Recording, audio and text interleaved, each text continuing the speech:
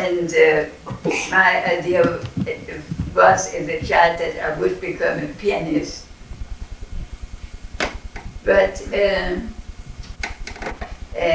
life went differently. First of all, my parents said there are too many people who are nervous in our family. You cannot become an artist. Artists always be nervous. So it was out for me to become a pianist. And in a way, I would say it was quite good that I did not become a pianist because I wouldn't be able to hear what I would be playing. So then at one time, when I was about 12 years old, one of my friends was photographed. And she went to a female photographer. There was not at that time any woman who would have a profession except being at home and taking care of the household. So for me, going to this photographer who was a woman was already a great affair. And then I came into her studio, and there were lots of light, beautiful walls like here without any bric-a-brac, a few beautiful things which stood around. And I was so amazed about this beauty of this simplicity that I, there at 12 years, decided I want to become a photographer. I thought that only photographers would have this beautiful freedom of choice. So, but my parents thought differently. And so when I went on in growing, and I continued to decide that I wanted to become a photographer, my parents at last considered it, and my father said, no, my daughter will not become a photographer. This is impossible. She can be maybe a lawyer or a writer or a doctor or whatever, but a photographer, that was beneath my parents. But I insisted, and unfortunately, I had a very hard head. So we lived at the bank of the Rhine, and there was a Rhine bridge. And I went with my father over the Rhine bridge, and she said, "You please don't speak about it." And I said, if I can't beat, I jump. So this made my parents become very jittery. So then when it came the time for it, my mother said, so if you want to become a photographer, I am going to first do my duty as a mother. You have to learn how to cook. So I came into boarding school where I had to learn how to cook, but I was only interested in poetry at that time. So I was standing at the stove and reading poetry to my co-students until the directrice came down and said, "You are not hired here as a teacher of literature. You are here in order to learn how to cook. Do you want to learn that?" And I said, no. So they telegraphed to my parents, who came to get me. And again was this question of becoming a photographer. So I at last had my wish. I went to 2 years of studying photography. And in Munich, where I studied part of the time, it was wonderful to go over the street, and I would go and stop somebody and say, "Your face interests me. I would like to take a picture of you. Would you come to our school and I can make a picture?" So we could do that. But when I had my study finished, I was supposed to be with a photographer, and there were these people coming with silk dresses, with locks, curls all over, very fine dress and entirely artificial. And I thought, this is no profession for me. I can't do this. So I went to the German-Austrian Alp Association and said, "I would like to photograph nature." And they said, "You would like to photograph?" No woman would ever be accepted by us to go into the Alps and photograph. No, so that was also arts. So at the time I was already as a child quite heavy and very stiff. I remember when I was in the first ballroom dancing class, the boys who had to turn me around always back there for me.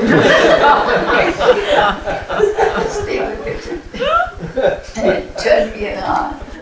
And I was about 18 when a cousin of mine, who was a dancer, said to me, "What is going to happen to you? You can't stay this way. You have to do something for yourself.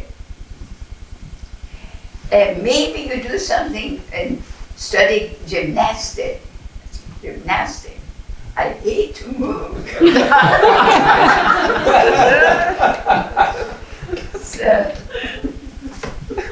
but there was a school which combined music with movement. The teacher would play the piano or beat the drum or whatever, and the students would show certain beautiful movements, and they would do this. And I began to study there. So the man who had created this work, Dr. Rudolf Bode was his name, he would look at me and he would say, "What nonsense are you doing here? You are completely ungifted. There are so many beautiful professions which you can have. Why do you, for heaven's sake, choose this one?" I was terrified. But I bit my teeth together and I thought, let us see. So it was at that time in Germany, everything which had to do with movement was very much en vogue. And so since there were teachers necessary for our work, I passed my examination. And Dr. Bode came along, all the different people who were studying with him, and said something nice about his possibility of moving according to that what he had been teaching. And when he came to me, he stopped and he said, "You will do your way. You can speak and you can play the piano. About movement, he never mentioned it. So I started to teach this work. And I must say that through the music I was very successful. People would just fly with the temperament of the music, you know. I could improvise and they would move accordingly. So this went up for a few years and I was successful in it, but there was something which was disturbing me. When they were in class, they were very alert and very, just flew. But when I saw them on the street, or I saw them somewhere in social occasions, they were just as slouchy and as unalive as they were before. And I began to question, must there be music to enliven people? Also, what is it worth when people can be flying in a certain occasion when they are stimulated and otherwise fall back into their old habits? So all this was going on. When after the Second World War, there was a meeting of the international youth. All young people from all countries came together in Germany, near Dresden, in Hellerau, and showed their dances, and there were teachers who were speaking about their philosophy of life. It's very, very interesting. And I was there as one of the people who was also performing. And there was a woman whom I liked very much, very independent, searching person who had picked up children from the streets and children whose parents had died during the war.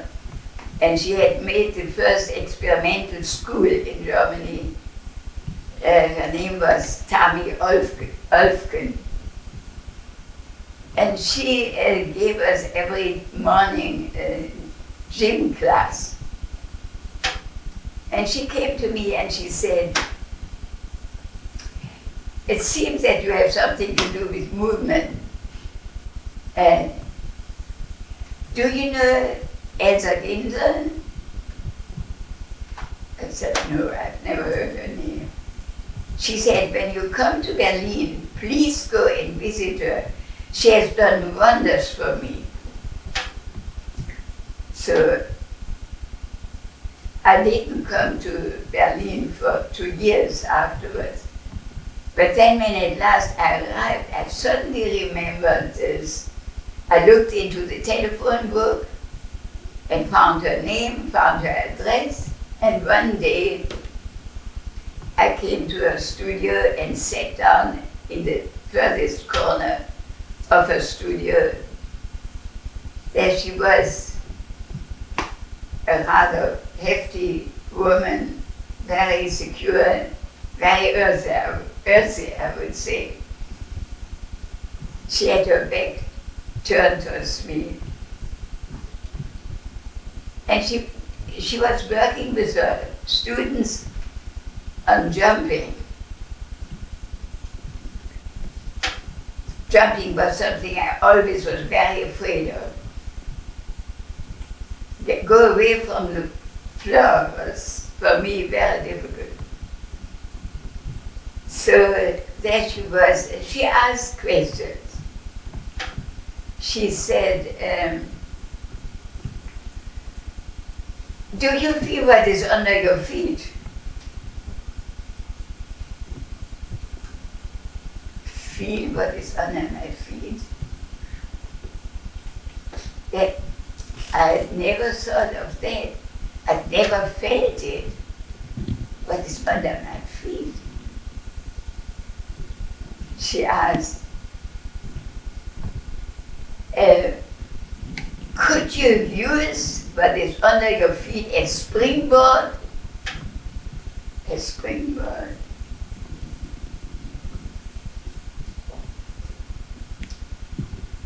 She asked, do you feel that you jump through air? Jump through air. I had the feeling as though my clothes were pulled out of me. She said, do you want to jump? Do you want to jump? I was never asked this question. That was asked from me, and this is after the class. I went to her and I said, I want to be your student. She looked me up and down. I was so artificial with all that what I had long learned of movement, graceful movement. And she said, what are you doing? I told her. She said, are you successful? I was very proud of my success. I was still very young. I said, yes. She said, go and continue. Goodbye. So I was dismissed. It didn't let me rest. After 3 months, I went again. And she said, are you still with Dr. Muir? I said, yes. She said, continue. I said, why do you send me away all the time? She said, and this is very important also for all of us as same students, you have to unlearn everything you have to learn. You have to come back to your own nature. And that is the most difficult thing in the world. I, she said, don't want to take this responsibility. Goodbye. So I had to leave again. And then the third time when I came, she at last said, if you insist, I will accept you. But it will be very difficult for you to. Now, do you think it was difficult for me? Not at all. Whatever she said, I felt she spoke to my heart. I felt it was just wonderful. But there was one thing which I noticed all the time. She never looked at me. And I asked myself, why does she never look at me? Later on, years later, I understood why not, because she couldn't stand it to see me in my artificiality.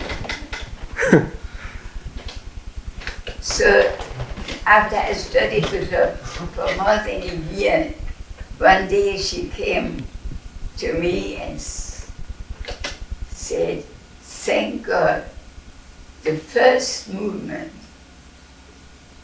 And I hadn't even noticed that I had moved. So then the hard time began, and I questioned everything which I did. I questioned it, and I felt so strongly how hollow all that had been what I have been doing. and believing and thinking. And so I continued to work with her. Altogether, I worked with her for 11 years, and I think if she would be still alive, I would still work with her. So it's an endless work.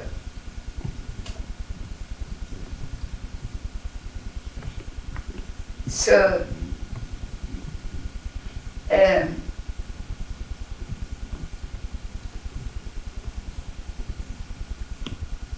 in October 1938, after 5 years with Hitler, I came to the United States. And I realized that I could not stop anything. I had $5 in my pocket, and I had to take a job right away. And there were years of preparation. But I would like to speak with you about what Elsa Ginder's work really is.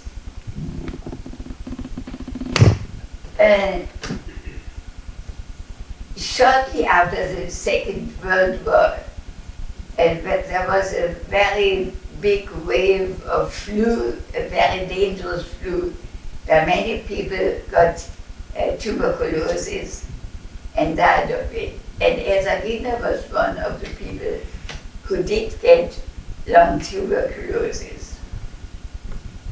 The doctor, she was very infected on one side entirely. The doctor suggested that she goes to Switzerland and I would say dies in the Alps, where breathing would be easier, but Elsa Ginder had no money, so she could not do that. And she was a young, very positive person. She thought, maybe when I am very quiet and when I'm sensing my breathing and when I succeed to let the healthy part of my lungs work and the other side of my lung rest, maybe I could heal. She also lived a vegetarian. She cleaned herself very much inside and out. And she stayed in Berlin in her little room quietly for more than a year. And she healed.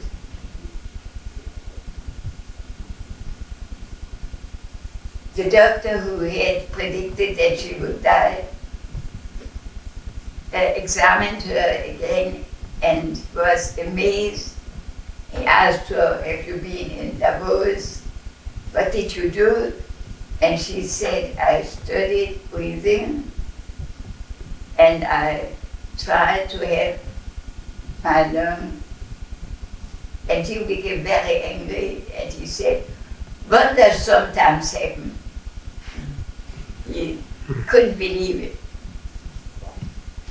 But during this time in which she was so quietly attending to her breathing, she discovered a number of other things which were very, very important. Namely, the capacities of the organism. She found out that the organism always has a tendency towards healing, towards renewing, towards balancing out. And this excited her very much. This was what she wanted to pursue. So actually her work more or less, was a kind of exploration into the nature of the living person. I was one of the guinea pigs at that time. We worked very much on becoming quiet, sensing, breathing, sensing our state of awareness, and so on.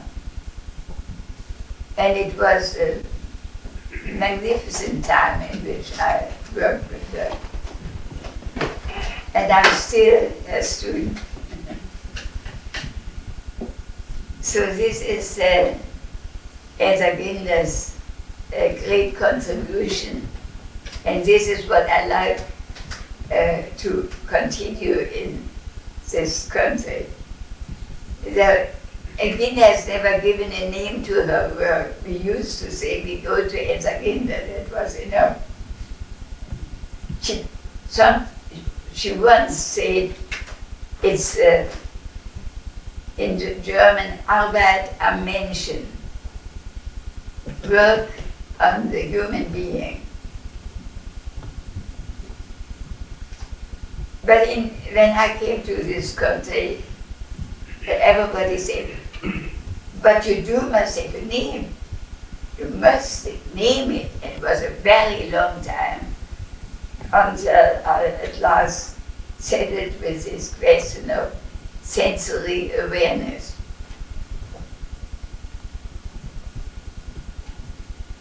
So in this country, I had a lot of luck, I would say.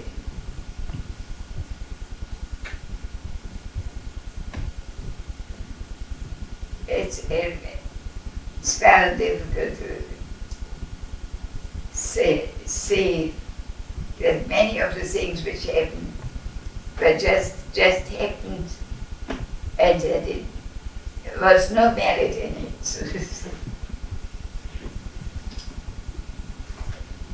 And I gave some classes by and by, and one of the people who was in my class was a weaver and photographer, very interesting woman. And just the day when I became an American citizen, 4 years after my entrance into the United States, she came to the class and she asked me, Charlotte, are you free tonight? And I said, yes, why? She said, I would like to invite you for dinner, and I would like you to meet my friend. So after class, we went out, and there stood a man, and she said, this is Eric Fromm, this is Charlotte Selver. I'd never heard the name Eric Fromm. So we went and had dinner together, and it was very beautiful. So beautiful that after I came home, I said to my mother, I have met my brother today. And she thought I was crazy. I had no brother. So Eric from during our meeting said, I would like to work with you and see what you are doing, but I'm too busy. Maybe there will be another time. And shortly afterwards, he proposed to this student of mine, and she, after 4 months of inquiring within herself, should she or shouldn't she marry him? She did marry him. And they decided that I should come and work with him during their honeymoon.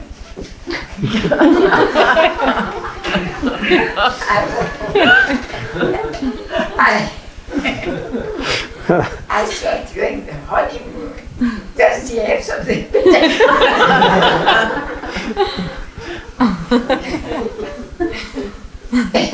Something now funny happened.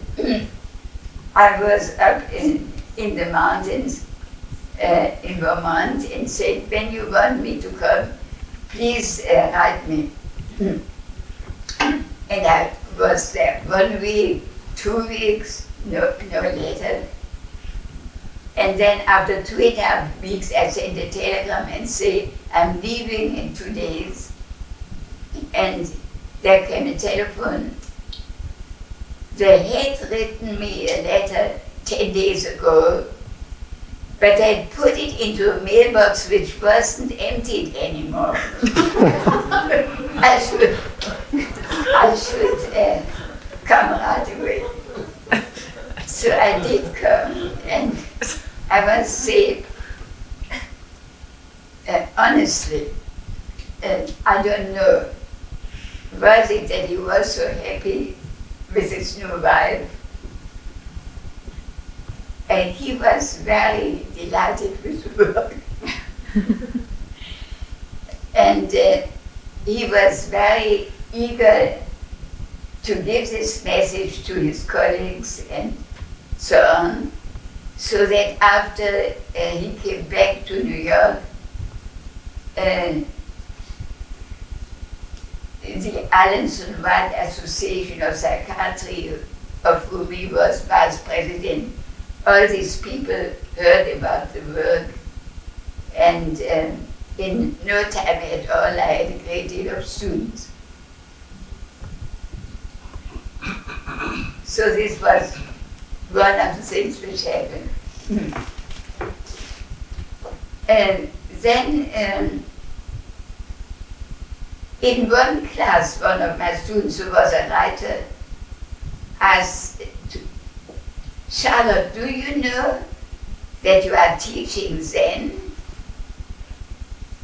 I said, what is Zen? I had never heard about Zen.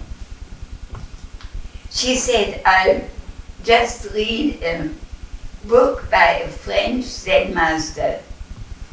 She explained it was a man who was a violinist and lost one hand in the war and could not play the violin anymore and became perhaps one of you will know the name of him, very renowned Zen master in France. So she translated 2 chapters of his book for me, and I read it, and I was amazed that there was so much akin with that what we were doing. And at the same time, another student of mine went to California, and she wrote me, I've heard a man speak about that what you are doing. I'm sending you a little book of him. And I got The Spirit of Zen by Alan Watts, his first little book. So when I had read that, I thought, I must see this man, I must meet him. So the next time when I went to California, I visited Alan Watts. And again, it was a very good meeting. I remember the first time when I saw him, he had a scroll up behind him. And I asked him what the scroll means. And he said, mountains are mountains. And I said, of course mountains are mountains. And he explained to me the process of the development in Zen. At last he said, mountains are mountains again. So I gave him a number of private lessons, and he said, "This is the living thing."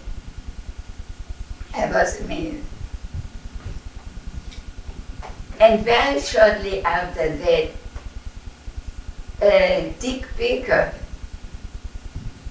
who was at the time at the university in Los Angeles, making programs for students. He was at the dentist, and he saw by chance one of my prospectus. And he looked at it and he thought, glass something where it's practice and no words.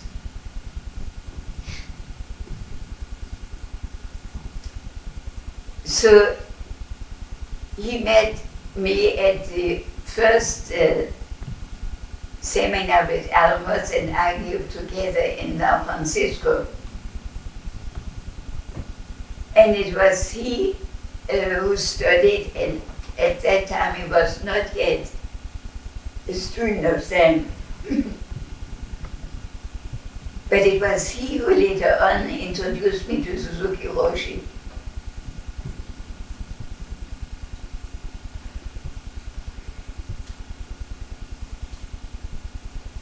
It was a very funny, we were all invited to lunch, and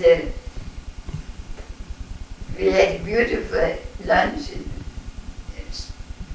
and then came the little dessert, and I opened my dessert, and there was this little paper, and I read it here.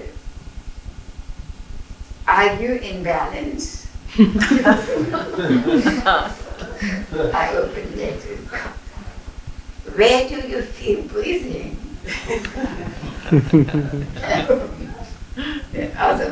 So in other words, they had a friend who baked this, and they had made all kind of questions which I sometimes ask into this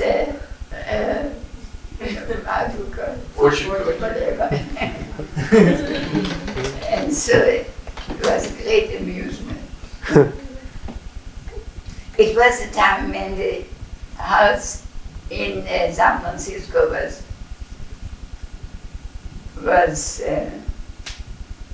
bought, and Charles and I gave a benefit for this house at the time, and Suzuki Roshi was speaking, and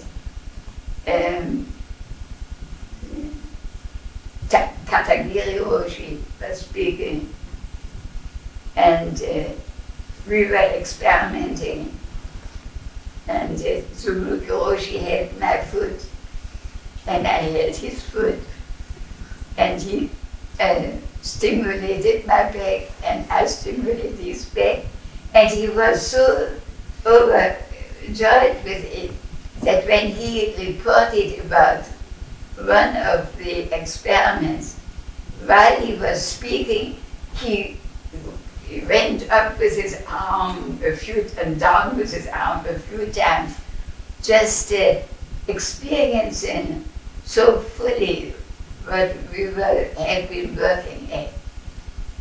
So this was the beginning of my work with Zen students.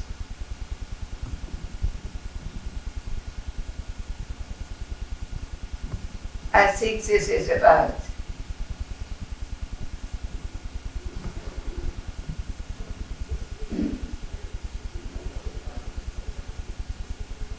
something like 26 years ago.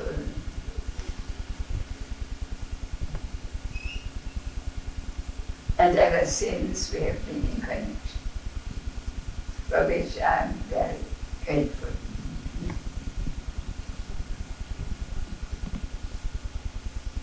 Suzuki Roshi said our students should all work this way. It has not been so much So, but many have come to the world. I think this is about what I would like to speak about. Maybe you have some questions.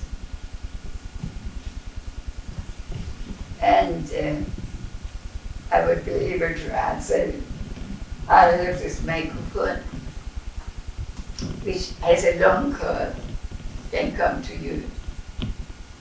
And when you speak, would you hold this round flat towards your mouth? Then I can hear you best. So if there's anything you would like to ask.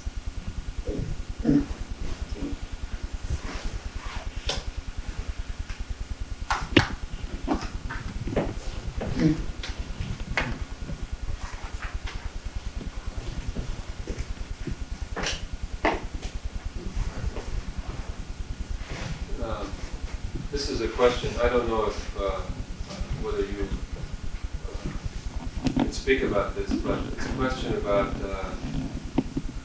the conditions in Germany. In Germany? In Germany, yeah. Before you left, before 1938, you said that there was great interest in movement and all kind of things like this in Germany. And I always have read that there was much openness and exploration and so on in the 30s in Germany. And yet at the same time, this horrible repression and freezing of German society happened.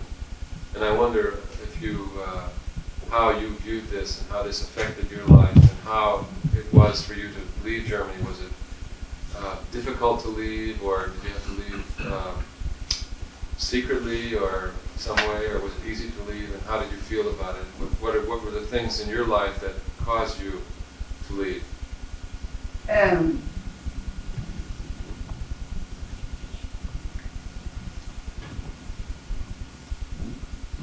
This interest in movement was long before Hitler already. And it degenerated into what was called Kraft durch Freude. It means strength through joy, which is a Hitler saying. Most of the people who did work in movement joined this strength through joy. And I was at the time working at the university in Leipzig, teaching there. And everybody who was in Leipzig at the university had to have the swastika. And who did not was out to begin with. So we lived under the most difficult circumstances. Even the only place in which you were safe was in your own automobile.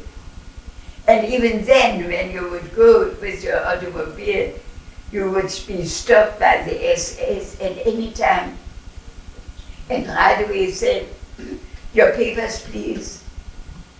And when the papers didn't please, many people were just immediately pulled out of their cars and put into concentration camp. So it was often in the most horrible fear in which I arrived by car in Elsaginder's studio. And I never can forget that often so trembling with all that what I've been seeing on the way. Coming into this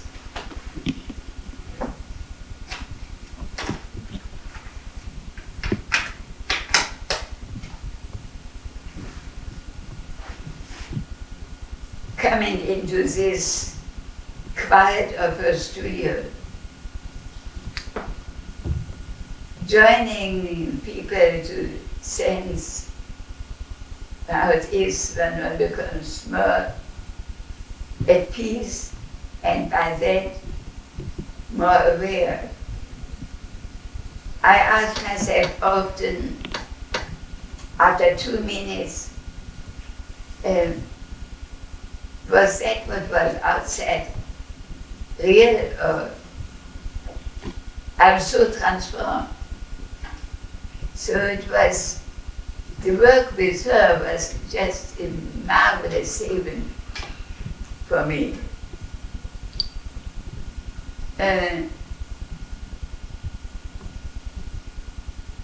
No, I wanted to leave. I wanted to not to work anymore. At the university, my own background is I am half Jewish, half not Jewish, and so it was at one time I left the university and I left Leipzig and came to Berlin, and after some time of preparation I left for the United States. It was all without any secrecy. I just left and came into this new land.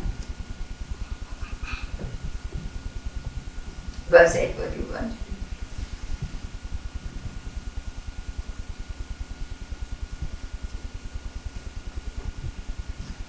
I have a kind of a non-historical question, a rather practical one that I've been wondering about for a while, regarding early morning Zendo activities. Yeah. And I've been in a number of practice periods where, for example, we've done walking meditation, kinhin, in a variety of styles, sometimes depending on who would be the head monk at Tassajara for the practice period. Mm-hmm. And for my own self, it seems that I really need some stimulation in the morning before doing quiet meditation or during kinhin, something that's rather energetic. And I don't know whether this is a variation in people's different metabolisms in the morning or what. So perhaps could you say something about what you feel about coming awake in the early morning in a Zen way, a sensory awareness. We have often for weeks worked on what we called, this has nothing to do with you, baby's awakening. That means the baby wakes up and is a little glum first. Then by itself, not because it had been taught anything, it begins to stretch and stretches and rounds itself and frowns and goes in all directions, and when it has done this for a while, it's wide awake. Now, this could be done as an exercise, then it would be nothing worse. But when you wake up in the morning at 4:30, what is it? 4:30. So, and you do not right away jump out of bed. And you would stay a little, and you would listen to your own natural needs. Then some changes will come. You may begin to yawn, you may begin to stretch, you may begin to round yourself very much, you may begin to, I don't know what, it will come the more you don't think of exercising, you understand? You follow the needs of your own nature. And there will come a moment where you will feel, now spick and span. And you get up for anything, cleaning or sitting or whatever, you know. But the question is not to follow my advice, but to follow your own need. And this is what that in Linda's work is the most important question. Just the same as I've been speaking with Suzuki Roshi about it. In Zen, he says, just like Linda, to come to your original nature. Back in our world, we say that so much in our civilization, so our experiences, so much has been denied of our original nature that we are often very little able to live ourselves out, to be really there for what we are doing, to be really awake for, really ready for what we are doing. But so much is hindered, so much is constricted, so much is not open forward, psychologically as well as physically. And this exploration, how we can come to listen more to this amazing entity which is we, to that what is really deeply innerly needed to come back to our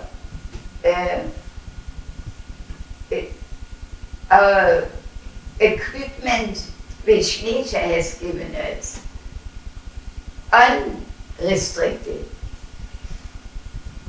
So there is this possibility of finding through this process in the morning one of the entrance doors into becoming ready for the day. Does it make sense? Yes, it occurs to me whether sometimes, I don't know, in the morning perhaps 40 minutes of Kinhin, 10 minutes of sleep meditation, 40 minutes of Kinhin. That would be an interesting experiment. You know, you have had very little experience of this work. We work a great deal on, we don't call it hanging, we call it walking, standing, sitting, walking, lying, as the basis of all activities which we can do in life, you know. There is an enormous amount to study, to discover. And it is the question of, do we, when we are in the study, do we tire of it? Or do we get sharp in it? You know, do we really become it? So this needs a lot of work. The last workshop which I gave, the benefit for the Zendo here was called the four human dignities. That's an old saying. Lying, sitting, standing, walking. You can't do anything without either lying, or sitting, or standing, or moving, walking. So we have spent years in studying it. And it is not that we become tired of it, but enlightened by it. The more we come to it, the more full do we respond to it, and the more full do we meet what we are meeting at the moment. Yes.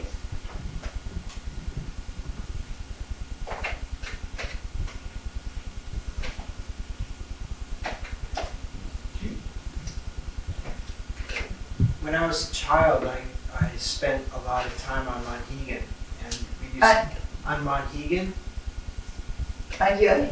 On Monhegan. Reading. Monhegan Island. Oh, Monhegan. Oh, yeah. Yeah. And we watched you a lot as children, and it was pretty funny. Yeah.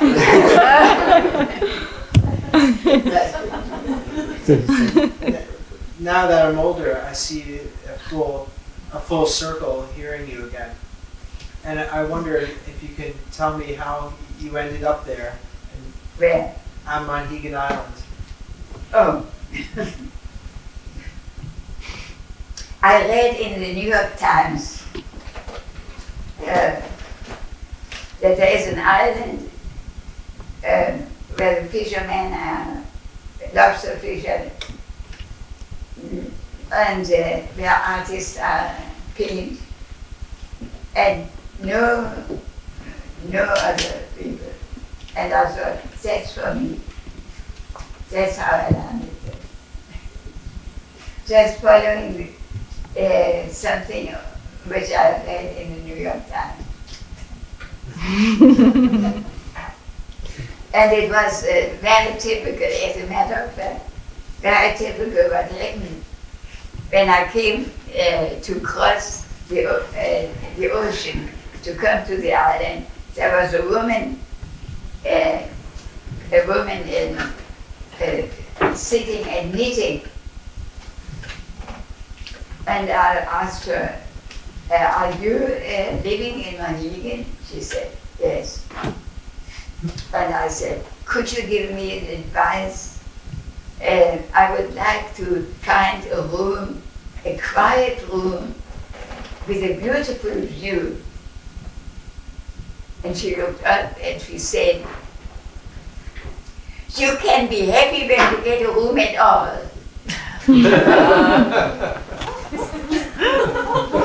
So that was the way I came to the island. And actually the people in Monhegan found us very objectionable. So it took a very long time until we could come into the neighborhood of them. At the time when all our people had long hair. By the way, now all the Monhegan people have long hair. So at that time, I was invited to tea to the wife of the most successful lobster fisher on Monhegan. And while we were sipping tea, she asked me, do you sometimes go into the zoo? I said, yes.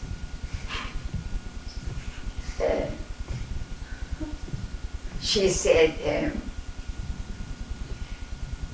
do you see the chimpanzees? I said, yes. She said, That's how we feel about you people.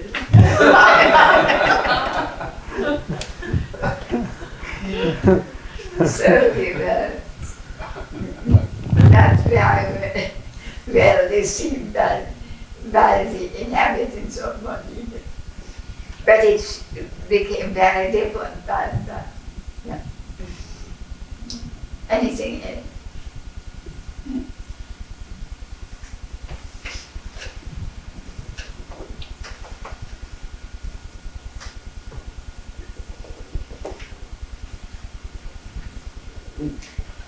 Could you speak something about when Charles began to study with you and work together and how that changed or how that evolved?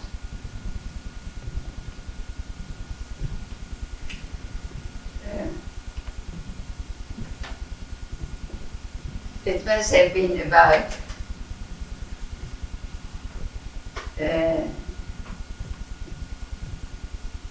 something like 1957 or so. Charles had a friend who studied with me and who induced him to come also. And he was at that time doing a lot of very beautiful carpentry work. And we exchanged, I gave classes to him and he renewed my kitchen. And he was so wonderful in it that I really fell in love with him. But I didn't tell him that. So he went up the ladders and took the things out and put them away and brought everything in order. And it was so that I always had to feel he has it. So on account of that, it was easy to work with him. He started working with me at 1957, and I think about 61 or so, we began to work together. Yes.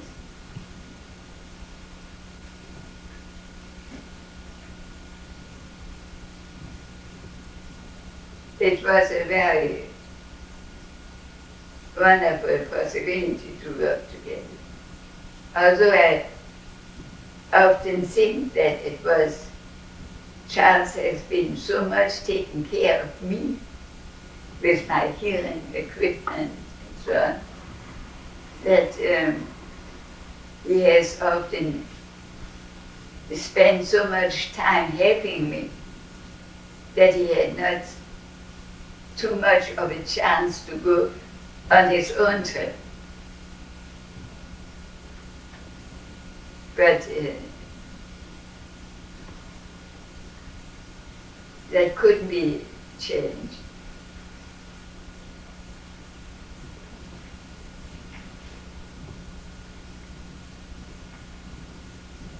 Just in the last 1.5 years of his life, he had started a whole new way of working and being with people. And it was very deep and wonderful. And he had hoped very much that he would have many years to develop this, but it hasn't been given to him.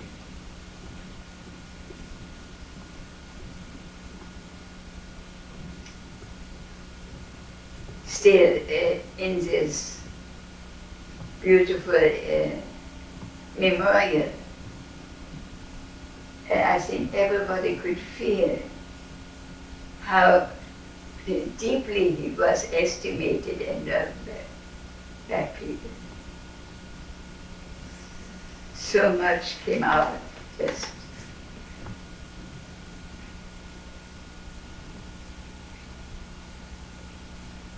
when he had lived.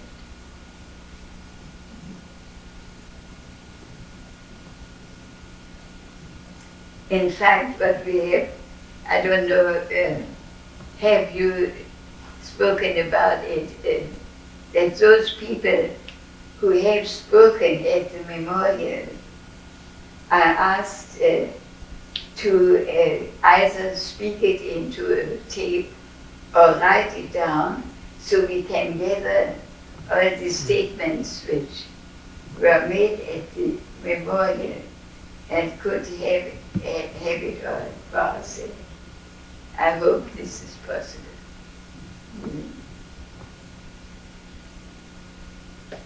Anything else? Yeah.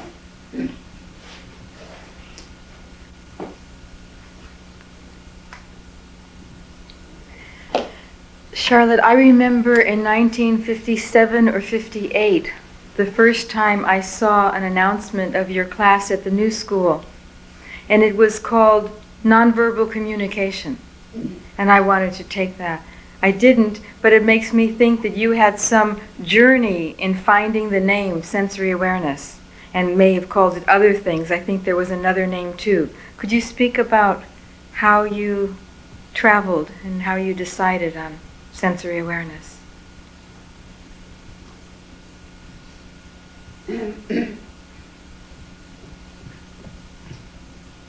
And there was a time in which I was asked to give courses at the Institute for General Semantics. This is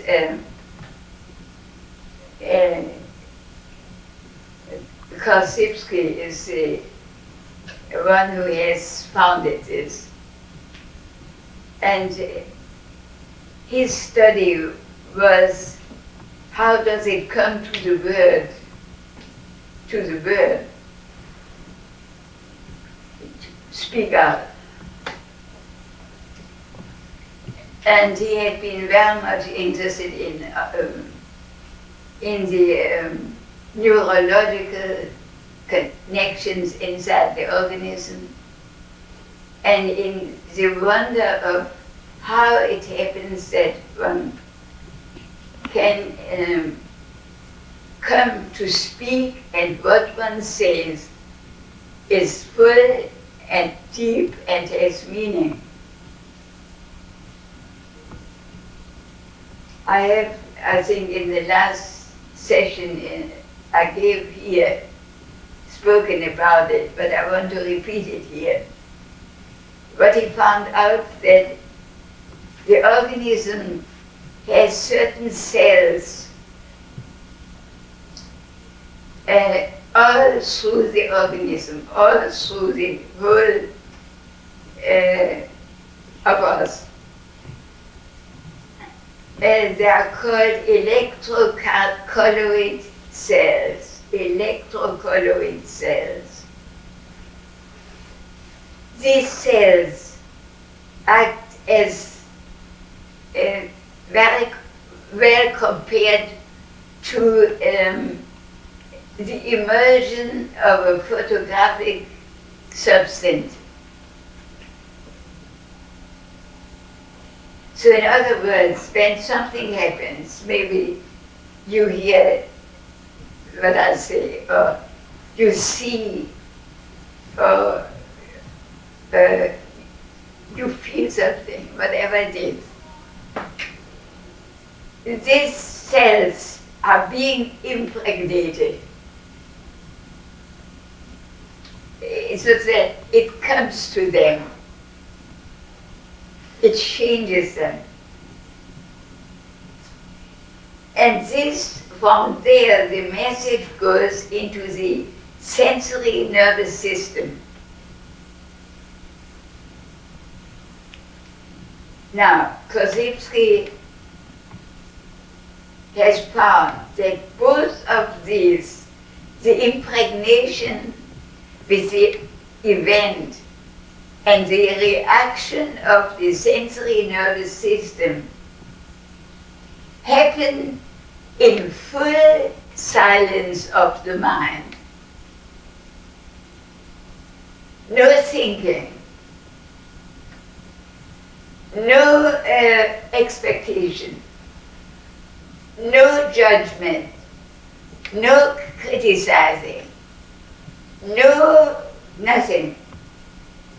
Full silence. That means, to speak with Zen, empty mind. In full quiet. From there, it goes, becomes conscious.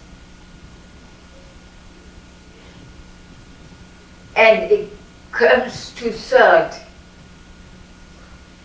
And from there, it comes to the word.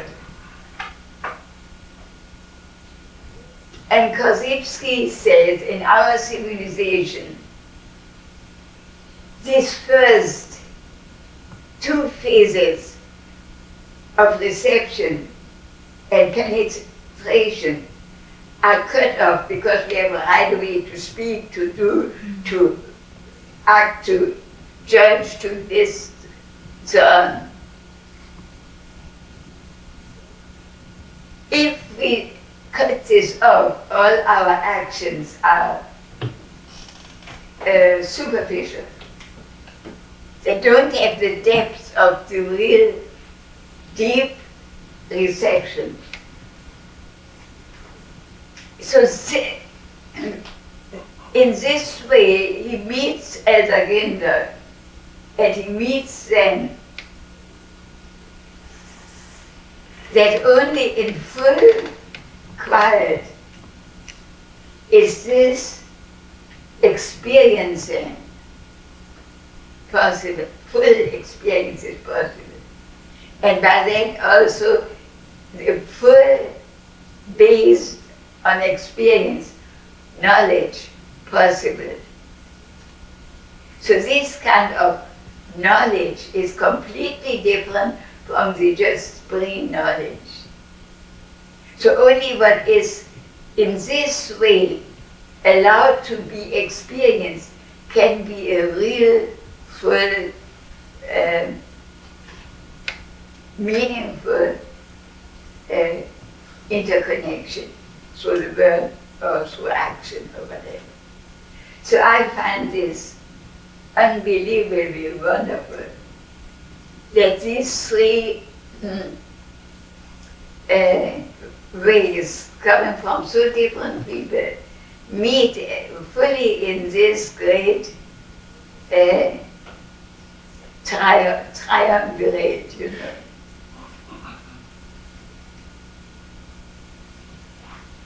So for me, when I was with the general semantic people, I gave the sessions there, and I just our work was a great basis for a different kind of possibility to react to things, you know. And I thought when it's possible that one can allow the sensory or nervous system to be so fully functioning through the inner silence, then it would be good if I would call the word sensory awareness. Although every name doesn't cover it at all.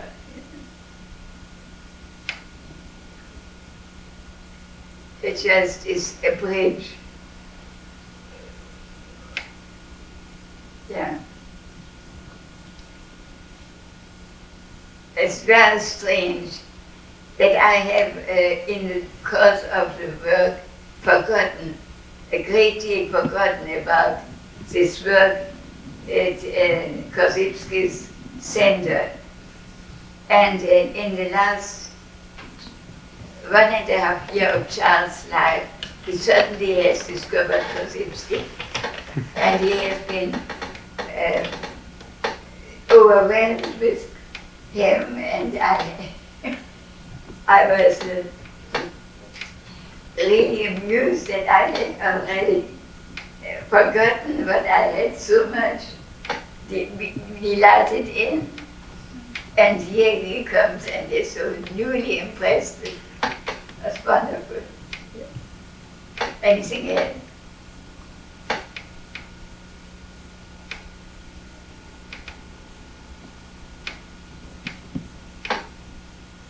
So then I wish you a good night.